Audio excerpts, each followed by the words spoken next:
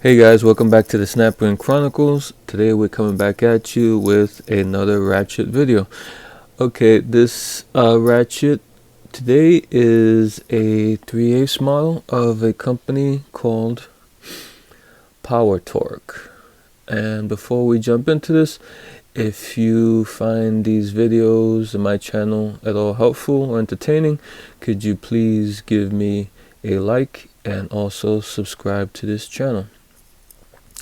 Okay, Power Torque, I guess the biggest distributor of Power Torque that I found was a auto parts store called O'Reilly's Auto Parts, and they seem to be where you can find these sorts of ratchets. And this model here is the GM7848. Like I said, is a 3/8 ratchet, and it has a quick release feature. And this is a 72 tooth model. Okay, these are along the lines of a lot of similar ratchets. I think a lot of different companies, different retailers, like in the old days, they had a brand and they would contract out to different companies, usually in the US back then, but more often today they contract out to Asia, usually Taiwan, if not Taiwan, China. So you're gonna find that a lot of these ratchets are pretty much identical to other companies' ratchets. Like this will come really close to something you might find at like Harbor Freight or Walmart or any other place like that. They will have a similar ratchet to this, probably made in the same factory as these Power Torques. So just wanted to get that out of the way. And another thing about this ratchet, well, let's take it apart. Let's take this apart so I can show you what I'm trying to say. You're gonna see what I'm trying to say. Okay, you're gonna need a Torx 10, a T10 drive, and the screws are T10s. And this is what the screws look like. There is no Loctite that I can see on these screws. And here's the other screw. No Loctite on that either. Okay, usually this is what I'm trying to get at.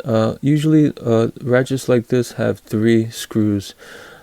They have the 2 that hold the plate, and then you have 1 screw here that kind of guides the pawl. No, the switch. It guides the switch inside. This one has this push-in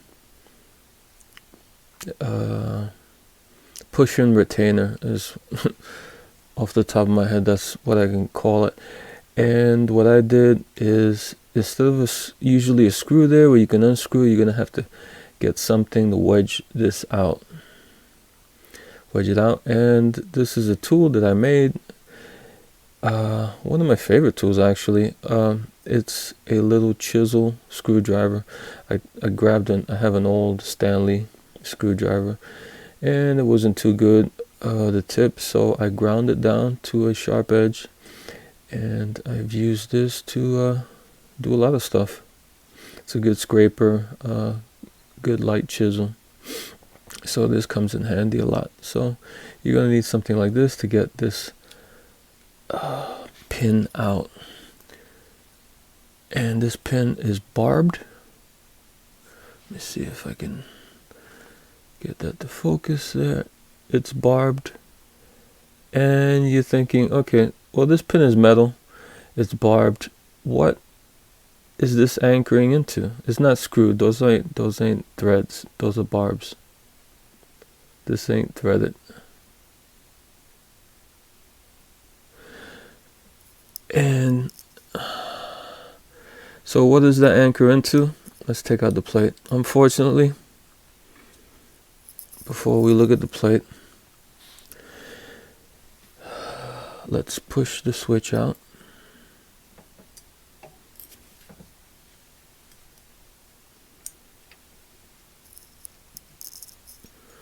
Unfortunately, what it anchors into when you push it in, those barbs, is this plastic switch, which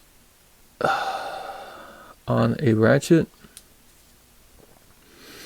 I don't recommend anything plastic. So this is like the Achilles heel of this ratchet, is this plastic switch. Unfortunately, you can see there it's made of plastic, so not so great. Not so great there. Okay, and let me just put that back in while I take this gear. While I take this gear out.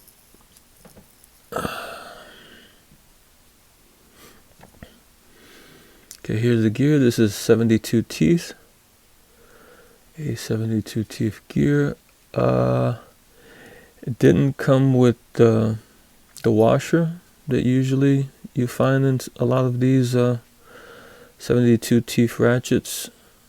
Usually have a washer there, I guess, to help the headspace a little bit. And there are no rubber gaskets or anything around this gear, except that it is a quick release gear. So there's that, and the plate. Let's get back to the plate. Just looks like a regular, your average plate that you would find on pretty much all of these made in China, Taiwan style of ratchets. That's about the thickness of it. Okay, and in here, I'm just gonna take one out. Let me compress one side.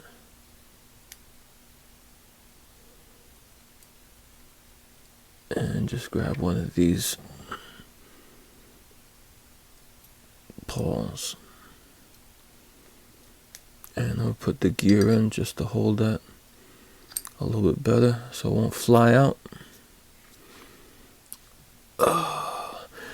And here we look and we see the paw.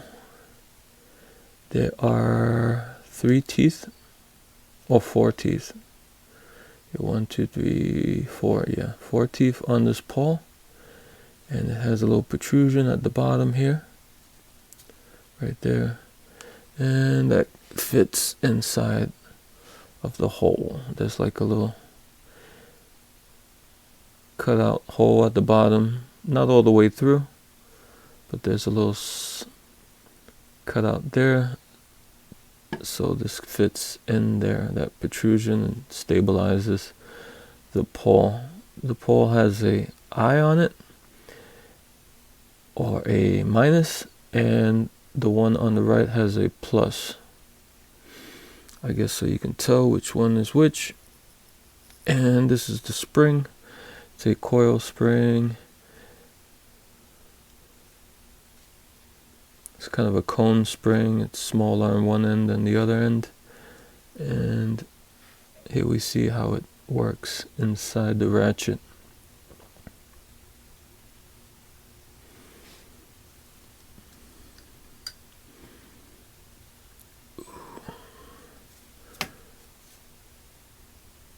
And you take a look at the broaching in there. There's a little bit of a, little bit of oil and grease in there. But that's the broaching. Looks pretty decent, not bad. I mean, not bad of a job there. And the chroming, you can see it's chromed inside also. Also not a bad chroming job, all in all, on this ratchet. Even though it's scratched up, but it's a decent chrome. Okay, and to get this back together, you take your pawls and you drop them in like that. And this is the fun part, because now I have to compress the spring and get it into. Let me put the gear back in to stabilize it a little bit. Okay, it should look like that. The cone spring, the small part of the cone should be against the pawl, and the larger part of the cone against the wall of the ratchet. Now you take your plate, you put that on, and you take your barbed pin and you put that in the hole, and you fish around for the hole of the switch, and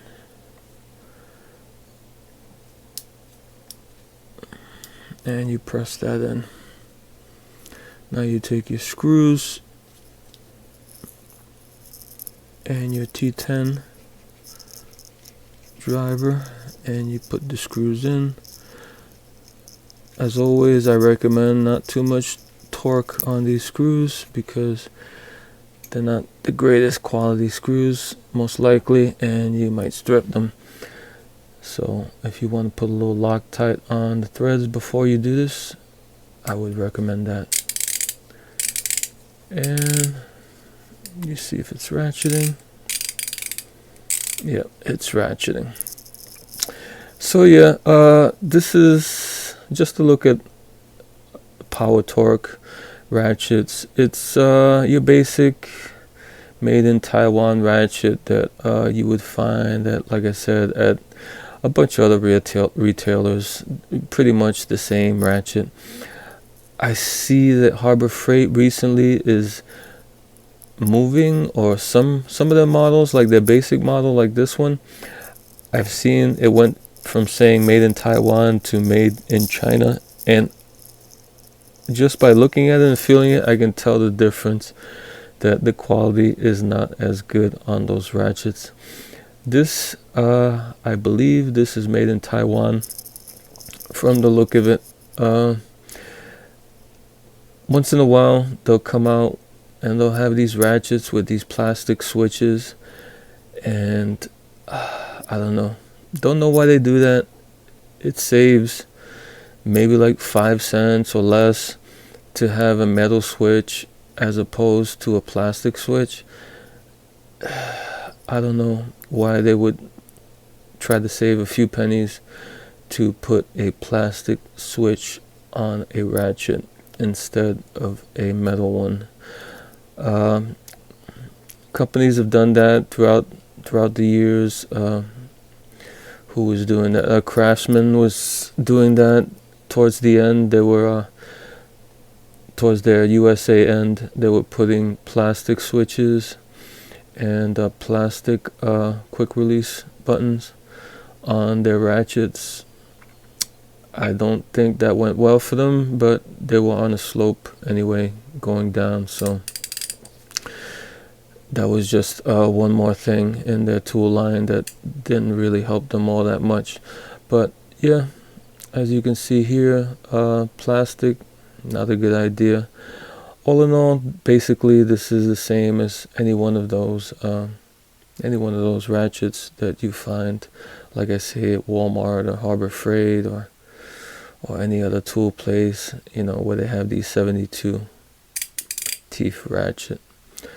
Just wanted to show this one because it's power torque, and O'Reilly's is another big auto parts retailer in the country, so just thought this one would be interesting.